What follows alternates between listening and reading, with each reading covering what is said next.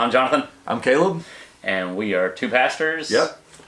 South Fork, just between Hodgenville and Magnolia. Yep. So we're here in LaRue County, and we've had a lot of questions, really, in the last few weeks, but actually for a whole year now. Yeah.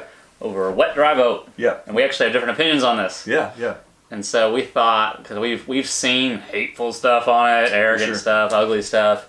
We've also had a lot of people just, what do I think? What does the Bible say about this? How do I handle that? And so we thought we'd kind of talk back and forth from different perspectives, just to even kind of model, like, how do we handle this as Christians? How we think through this as Christians? How do we vote? Should we vote? What do we do? And a lot of the connections here aren't just really about alcohol and wet, dry votes. There's a lot of other connections to it too. Yeah. So what we'll do is we'll kind of take you through. Because and we're in Jonathan's office. This isn't, highly produced or anything. This is actually how we have conversations. We're two of the three pastors. Children's artwork. We're two of the three pastors here at South Fork, and so oftentimes we just have conversations like these, candid. And so what we're gonna do is we're gonna talk through just kind of 5 general questions that people have about alcohol, and then one kind of at the end that's about other issues. Then we'll go into 5 big takeaways, and then is that it? Yep, that's it. Yeah. See, we have notes. We're prepared. Okay. You ready? Yeah. Okay. Oh, well, let's start with maybe our stance, our particular perspectives. Sure. So, do you want to go first, or do you want me to go first? I'll go first. You can go first. Yeah. You might characterize me as the dry pastor on alcohol. Not really, because that's not that defining of a thing for me. Me personally, I choose not to drink. My short answer, and we'll maybe give a little bit more specifics here in a sec, is I think the Bible prohibits drunkenness but allows for drinking. Mm-hmm. But I got a lot of concerns with that, and I guess one of the things that really impacted me is in college I had a chaplain Cook, who he basically was addressing a group of people, and he said, "Hey, how many of you cadets would be offended?" I was in the military. Would be offended or concerned or be bothered if you saw me at a bar with a beer in my hand? And just a handful of guys raised their hand. He said, if even one of you was bothered or would affect my witness to you by seeing me drink, he's like, I don't love alcohol enough to keep prioritizing that.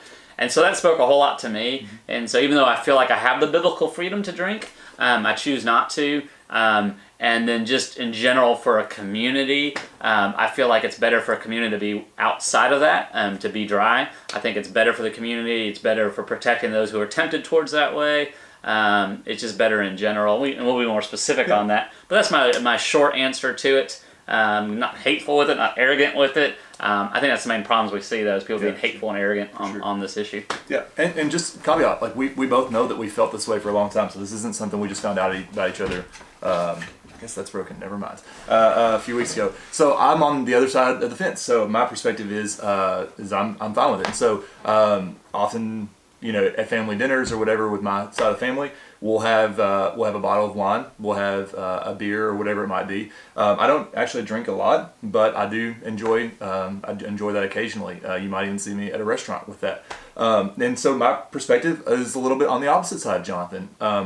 So just kind of caveat, I didn't grow up with anyone in my family who was an alcoholic or anything like that, so this might be a little bit different than others' experience, but I never really saw alcoholism being an abuse thing. It was just kind of a general thing. I never really was around people who were drunk. I just saw people handle alcohol well. I've had church leaders that I grew up knowing that would drink, and it never altered my view of them. It just was kind of like them, one drank a Coke, one drank a beer.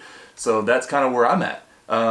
But now we're going to take you through 5 questions, and we're just going to try to answer it as humbly and as biblically accurate as possible. Yeah. You want to get started? Sure. Okay. Question 1? Yeah. Okay. Is alcohol evil? Evil. Yeah. Now, first of all, as we answer these questions, man, we know we're talking to people. Some of you, maybe you've been abused or you've been raped by somebody who was drunk at the time. Yeah. Maybe you've lost a child or a family member to a drunken driver. Probably even more statistically common, maybe you've lost a family member to a liver disease. Yeah. That's a result of alcohol. So we know like alcohol has done a lot of damage to people's lives, but it's also not really the alcohol who's done that. Yeah. Why don't you dig a little deeper into that? Yeah. So the alcohol's not the main issue; it's the people's choices. At the same time, the alcohol is what produces the drunkenness. For sure. People choose the alcohol. And so the Bible's real clear. We use the Bible, from a Christian standpoint, unapologetically, we believe that's God's voice, and it's not merely just to Christians, it's also to non-believers. There's a common grace that comes in listening to God's wisdom on it. And God actually says alcohol has some good. So Proverbs 31, alcohol can serve as a relief, physically, mentally, and emotionally from pain. It can have some medicinal value, and even at times it was a more hygienic drink than drinking water. And that even is showed biblically, John chapter 2, that for special purposes of celebration, it can be used in a really well way. So there is good that comes with alcohol. We can't say it's all bad and all evil. Yeah. But at the same time, there's a lot of passages that talk about dangers that come with taking an alcohol, and those are always connected with drunkenness. Yeah. And so arrogance, combativeness, maybe you've been around a drunk before, and it's like, impaired judgment, abuse, anger, increased sin, decreased job performance, poverty, damaged health, broken relationships, and really just diminishing your witness. So I think we've all seen the damage caused by alcohol, but ultimately realizing it's not alcohol itself that's the problem, it's people choosing that. But the Bible is also real clear, Proverbs 20 verse 1, wine is a mocker, strong drink is a brawler, and whoever's led astray by it is not wise. Yeah. So. Yeah, and I think that's at the heart of this is what we're looking at here. We're not trying to look at what necessarily is it alcohol or is it not. We're trying to look beyond it to what's the motivation and the desire of the heart. And so maybe it's whether someone's trying to find escapism through alcohol, like they're trying to they're so upset with their life and miserable that they come home and drink themselves into drunkenness every night. The problem there isn't the alcohol. They could do that with a box of Oreos. It might not have the same immediate effect, but the desire of the heart is still found in the general term of gluttony, of excess, right? Right. And so, yeah, I love that. And I think, again, one of the things that Jonathan hit was just the Bible is so unbiased, I think, when it comes to this. It presents both the positives and the negatives. So even beyond our opinions and our perspectives, the Bible is clear. Hey, if you are going to partake in this freedom of wine or whatever it is, just beware.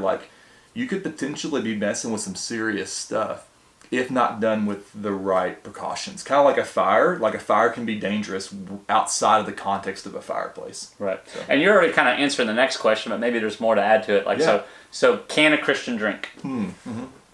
I would say yes, and so...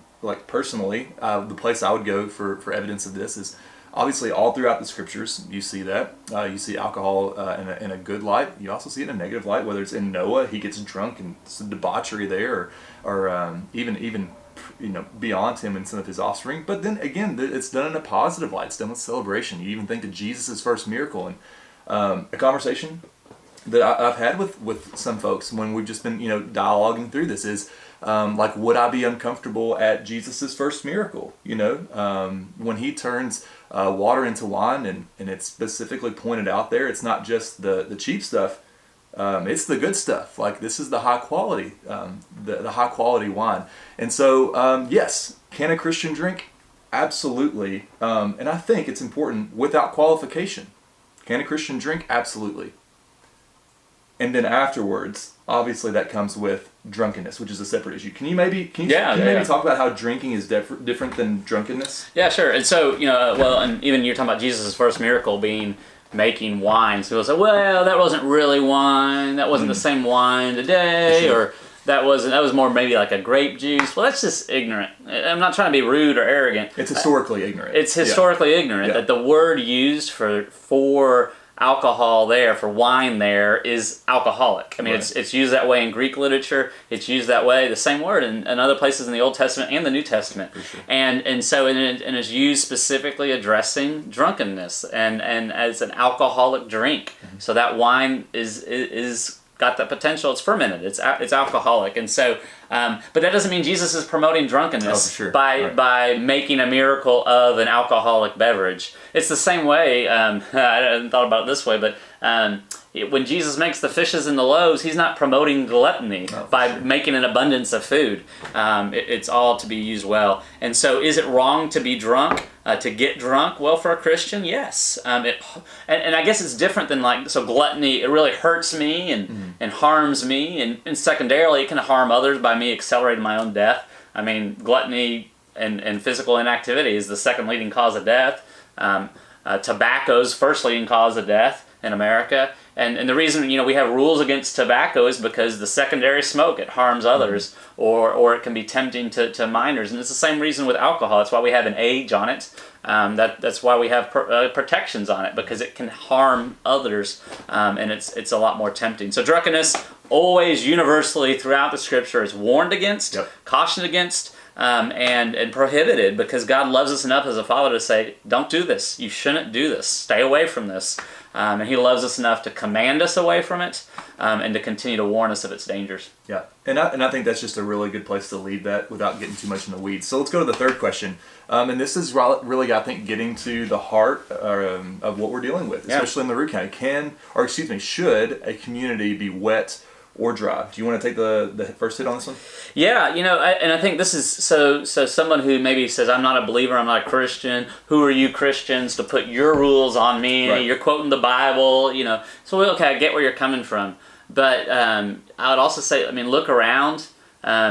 Do you admit that something created this? You see a creation, there's some sort of creator behind it. The same way if you're in a building, you see there's a designer, there's an architect, you see artwork, right? There's my daughter's artwork.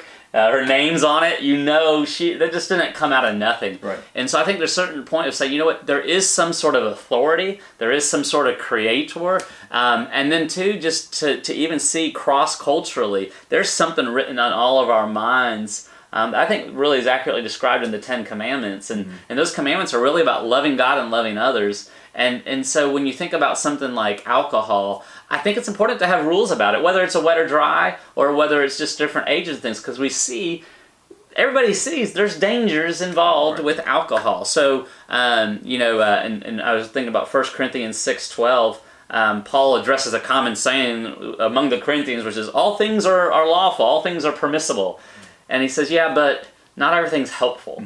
And so alcohol is one of those things that is not always helpful. There is some helpful parts to it, but it's not always. And so I think there's a good reason to have votes in communities and cultures that say, do the benefits outweigh the negative consequences to it? I think that's fair. Yeah, and so, when it comes down to the question of, of us answering that, and I think this might be what the people want to know. If it came down to it, how would the two of us land? Right. Which I don't think I'm actually I live in the county, so I don't think I'm allowed to technically. No, I'm a county resident too. Yeah. So we got a city vote coming up on it here. City vote in a month. It's been talked about for a year. Oh, you're not a city resident. Well, yeah, but we have people asking us this. You know. So that's all. That's the only heart of why we're coming to you is people have asked us. This wasn't us just saying, well, let's share our opinion. Yeah, we can't really vote either way. Yeah. But you know what? It does matter because. The closer something gets to you, the more it affects you. Yes.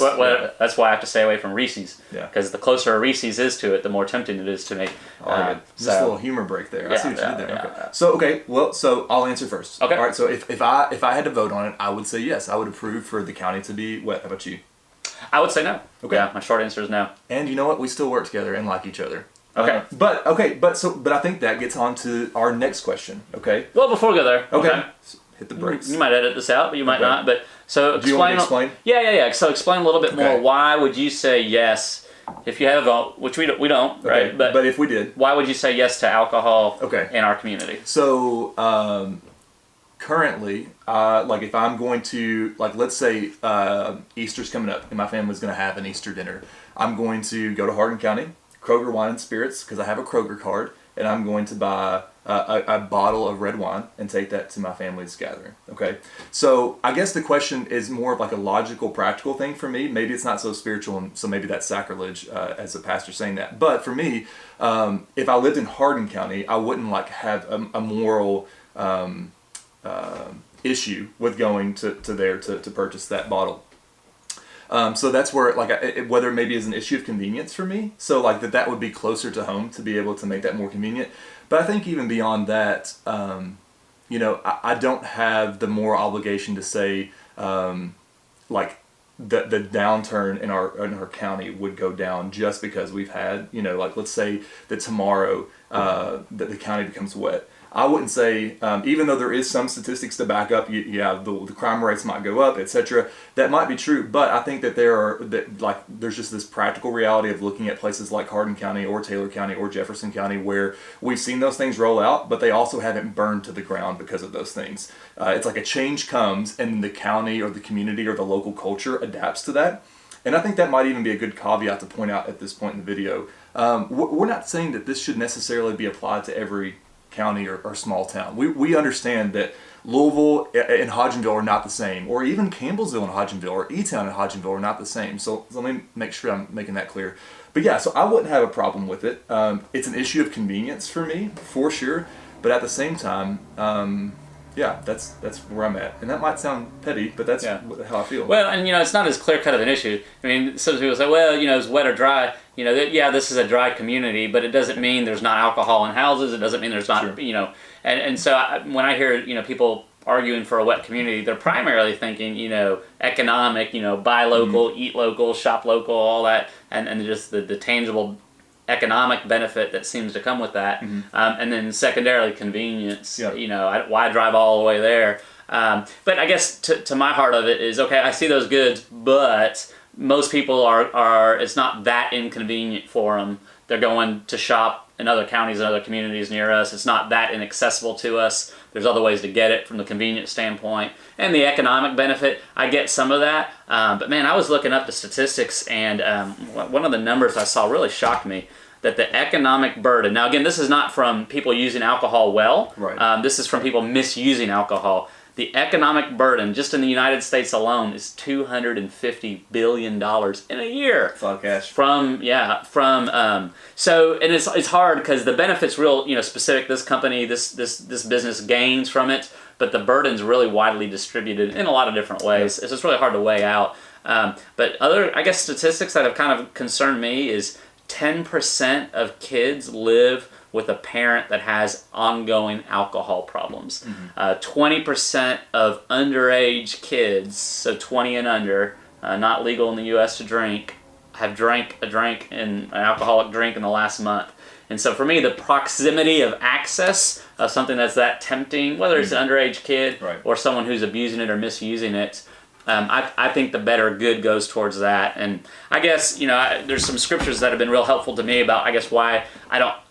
Can a community be wet? Yeah, a community can be wet. Is it wise? I don't think so, personally. I might be wrong, but I don't think so. Sure. And I guess it's, the proverb talks about, can a man carry a fire next to his chest and not be burned? And the answer is no. And alcohol is a real thing that can burn people. Same thing if there's destructive temptations. And again, I don't feel that particular temptation myself, but I've counseled so many people that is a temptation, and they really want that temptation as far away as possible. And for me, I'd rather prioritize their need for that protection than my own convenience. And even that warning is, I need to be careful myself that I think I can stand on this, but I could fall to the same problems with alcohol. And then I think lastly, for me, seeking the welfare of the city, Jeremiah 29:7, and then not doing things from my own selfish perspective, but considering other people's situation is more important, their interests more important. And so when I'm balancing out the economic and convenience side, to me that's outweighed by all the dangers. Sure. But again, that's not, you're evil, you're wrong, and and I guess that's the biggest problem I've seen. I saw it in Hardin County when they were doing the vote on it. It's just this, and even churches and people and Christians were just real arrogant, for sure, condescending, and people saw pastors and churches get more worked up over alcohol than they were passionate about Jesus. Right. That's what concerns me in this. Do you care about pushback for just a second? Yeah. I felt wholly unprepared for that question, but now I feel like I've got my mind on it a little bit more. So I would say, in short, a little bit more of a detail on why, I personally feel that way. So I think when it comes especially to the topic of alcohol in the U.S. and maybe even specific to our region, so let's think Bible Belt, we're looking at what is really a century-long systemic issue. So go with me back for a second. Prohibition comes about as a response to really the introduction of hard liquor. Okay, so things like whiskey or even actually there's historical evidence of rum coming for the Caribbeans. So I think the church in a way was right in pushing back against the abuses of that. And I know this is true in my own heart, so this is why I'm not going to put a ton of blame on the prohibitionists. as a church leader, it's far easier to be like, don't do this at all, rather than like put the safe guardrails on it. So like, it was easier, I think, for the church at that time to say, hey, listen, no alcohol at all, completely prohibition, make it legislation, it's done with, instead of seeing the harder holding the tension of, okay, this actually is a biblical freedom, but we need to be really careful. Does that make sense? Yeah, absolutely. Okay. Yeah. So, and I think that might be more of what we're dealing with here is that like systemically, if we look at this, we're dealing with what's more of a cultural taboo. Because you look at Mediterranean cultures, European cultures, it's not a taboo there. And when something becomes a taboo, it has a tendency to be abused. And so maybe, and I know this is like super long game here, but maybe 4 decades down the road, because it's not so taboo for a teenager to see his dad enjoy a glass of wine and be completely in control of himself and not go to the point of drunkenness, maybe that's a healthier place for us as a community 40 years down the road. When teenagers begin seeing their parents handle their alcohol responsibly and well, we're in a healthier place. And I want to say this, I don't think that's idealistic. And the reason I don't think that, so like I have struggled with gluttony. So in the same way that someone might struggle with alcohol, I'm not going to go to a buffet because that's like dangerous territory for me. So I think it's about us knowing our own private struggles, personal struggles, and then being wise to that. Right. And then do you think that kind of goes into the fourth question a little bit? Yeah, and this will actually connect a little bit with the fifth question, which is a corollary issue. Even as a pushback is like with marijuana. Perfect. So where federal level, it's still illegal, right. But some states have now approved it, and so then the argument is, well, if it's legal in that state, why not our state? People are going to that state to spend, but then you just look even practically the damage that's causing by it, and that's where one thing I would encourage people to think.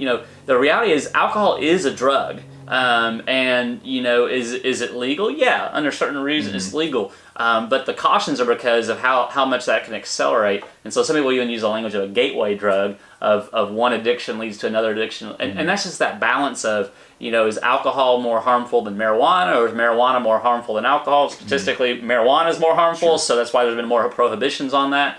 And that's where you're drawing a line somewhere. Yeah. And the question is, where do you draw the line? Yeah, and I think one of the things that we could maybe even approach this with is just a much more grace-filled attitude. So one of the things I even appreciate about our conversation is we all, I think, and if like all of you guys were here too and we were all having coffee, would agree on is there has to be a line somewhere on something. I think what we maybe disagree on is where is the line and why is the line there. Right.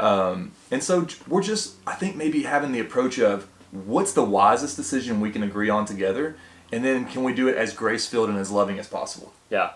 And so this kind of comes next to the fourth question is, so what, should a church even talk about this? Should pastors talk about this? Should a denomination weigh in on this? And I think the answer is yes. Pastors in politics, are we even allowed? I know, not at the dinner table, we're not allowed, right? Pastors in politics. But the reason is yes, is because we care about people. Totally, and so these are issues, 86% of all Americans have had a drink at some point, so it's a question that really affects us all, one way or the other. But it's also a statistic that over 25% of our country has binge drinked in the last month, and that's where primarily the damage happens. Right. And so it's that common good, saying, okay, 15 million Americans have an alcohol use disorder right now that are abusing it. And so the question is, where do you draw that line when it's the third leading cause of death? Gluttony and physical inactivity is the second. Right. Tobacco is the first. And we want to help people in those, but also in this. And so, where is the common sense line? And that's where I think a loving thing is to have these conversations, but to be careful with how we come across. And it's not some sort of moralistic, I'm better than you, you're dumb, I'm closer to God, you're far, Right. And that's, I think, been the problem, is there's been a lot of arrogance in the conversation. And, and should churches, really use their position of authority in a community? I think, here's the deal. We have to be really careful, because I'll tell you what doesn't win anybody closer to Jesus. There's a few things. One, bullying, fear-mongering, insults to community leaders or businesses, anything like that. So I think what we have to do is just to do things like Jesus would, right? And so Jesus had this very interesting way he went about things, and he prescribes it, right? He's a salt and light. And you don't see Jesus like arm twisting people into his way of thinking. And so this actually gets into a really interesting, I think, conversation about, people will say, well, can you legislate morality? And a much smarter man than me pointed this out. He said, Christians aren't trying to legislate morality, or I think faithful ones aren't trying to legislate you into being a moral person. We have to recognize that the law restrains evil, right? So for instance, like, it would be against the law for me to murder you, okay? That's the law protecting you from me. It's restraining my evil. And so I think that's what the conversation we're trying to have is like, okay, where are the abuses of alcohol happening? And are there wise ways that we can restrain that? Right. And then where we don't need to restrain it, is there ways that we can let the belt out a little bit and say, hey, this is okay? Yeah. Does that make? Yeah, am I absolutely. That no, well? Okay. and that's just where it's tough drawing the line on those things. And it's the same thing. Some people will be like, "Well, we're gonna boycott a business, or we're gonna protest you guys, or we're gonna call our congressman." And you can do things like that, but check our heart and spirit as we do it. So let's role play it. Let's say I'm doing that. Let's say I'm telling you I'm going to a local business and I'm going to arm twist them into saying yes or no to this. How are you going to advise me to actually be more like Jesus? Yeah, so I'd say one, as you talk to this business owner, that business owner may not even be a Christian. And so, you're not going to slam the Bible on his head and make him believe your way. And so I think be understanding, be humble about it. Maybe express your concerns genuinely and sincerely, but be respectful to the person. I mean, they're running a business, and it might be in their best interest as a business. And if you're going to do some sort of I'm going to boycott you kind of thing, don't do it in an ugly, arrogant way, and then be consistent. If you're not going to visit an establishment because they have they serve alcohol, be consistent everywhere. The same way if you're protesting a business that weighs in on a particular social issue, you better be consistent and do that with all your online business and all your through the door business. Because a lot of people aren't consistent when they do that. I guess that's some. Yeah, and I think the overall lesson there would just realize if we become known as Christians for using our moral authority to twist the culture the way we want it to go, I think that just really is a dangerous way to go. And I think rather the gospel, how we treat people on an individual basis by actually having conversations, is a much more influential way. I think we'll actually make more ground by being loving and by having the conversations and understanding and saying, hey, I disagree, but here's why, I love you in all of this, than we would by saying, you know what, you've made that decision as a business, and so you're not going to get my money. Yeah, and I think talking through it this way is helpful because there's a lot of other issues that are they're touchy. They can provoke us to anger, and we can really ruin our witness, not over our stance on the issue, but how we communicate our stance on the issue. And so part of our hope in even doing this is to say, hey, think through these things as you talk through these things. There's a lot more of these things. Yeah. But be careful how you do it and when you do it. And it's like the saying, this just totally came to mind when you said that. You can be right, but you can be a jerk when you're right. Yeah. And so I think you can do it in the absolutely wrong way. Yeah. And a good verse to always memorize on touchy things, James 1:19 through 20. Yeah. And I'll do this with my girls. Be slow to speak. Right, you're in a conversation. Don't just be listening and get ready to talk. I do that. Right, be slow to speak, quick to listen. Right, you're quick to listen and slow to get angry. And then put your name in there. So I say, like, the anger of Jonathan will not produce the righteousness of God. So if as you're talking with somebody on this and you see yourself getting angry, just keep your mouth shut until you can do it calmly. And think through, what does the Bible say about this? Not just what your opinion, your upbringing, your pastor of church is even saying. What does God say on that? And that's good. And I think really that gets us maybe, are you ready to segue? Yeah, absolutely. Let's get into the fifth question and final question for this first section, and then we'll give you 5 takeaways, and then we'll be done. We know this is long, but we think it's helpful for you to see. So the fifth question, and this will be the last question before we go into the 5 big takeaways, is this. What are some similar issues Christians can disagree on? Do you want to list those out for us? Yeah, and can you explain just real quick spiritual triage? Yes. All right. So spiritual triage is something that we use. As Dr. Moeller up at the seminary said this, and it's really helpful to think through these issues. First level issues, okay, most important. Things like, do you believe that Jesus is God, right? And what are those other core tenets that we need to believe? Like Jesus died on the cross, rose from the grave. He's the only way of salvation, and the Bible's His Word. Yeah, so those are you have to believe those things to be considered a Christian. But then there are second level issues, for instance, baptism. So we believe that as Baptists, when someone begins to follow Jesus, then they're baptized. But you might go to a church where they baptize infants, pedo baptism, right? But that's going to determine like which church you go to, Methodist, Presbyterian, Baptist, etc. At the end of the day, we're all still Christians. But then there are third level issues, so not the most important issues. And they're issues that, like if you go to the same church, you can still disagree with someone at that same church with. And these would be issues like, alcohol, which Jonathan and I, we both pastor at the same church, and we disagree on. What are some other issues, though? Yeah, and these are issues that we're either tempted to not talk about because we're avoiding conflict, or to be real kind of aggressive and push people away, real assertive. And so it could be issues like immigration, mental health, poverty, gun control, concealed carry of guns, obesity or gluttony, politics, divorce, remarriage, smoking, marijuana, gambling, issues like that. Yeah, and I think maybe the biggest thing on this one, because it'll be a pretty short answer because we've talked so much about it, is just, man, like, let's realize that at the end of the day, this is a small issue compared to the bigger issues. Would you agree? Yeah. So in the just big picture, walk in love and walk in respect of others. That doesn't mean don't have the hard conversations. It just means do it in a kind and graceful way. And if you make a minor issue your big issue, then you're going to miss out on sharing the biggest issue of all, of sharing Jesus. Yeah. So make sure people hear your love, the same mercy God's had on you for being wrong in your sin, the same grace God has shown you and given you what you don't deserve in Jesus. Show mercy and grace to others that may differ with you. And I think we're all going to get to heaven and realize there's a lot more we were wrong about in this life than we realize. Yeah, a good self-audit, even social media-wise, is am I talking more about a third-level issue than I am even the first-level issue, which is Jesus? Yeah, absolutely. Good self-audit for me personally.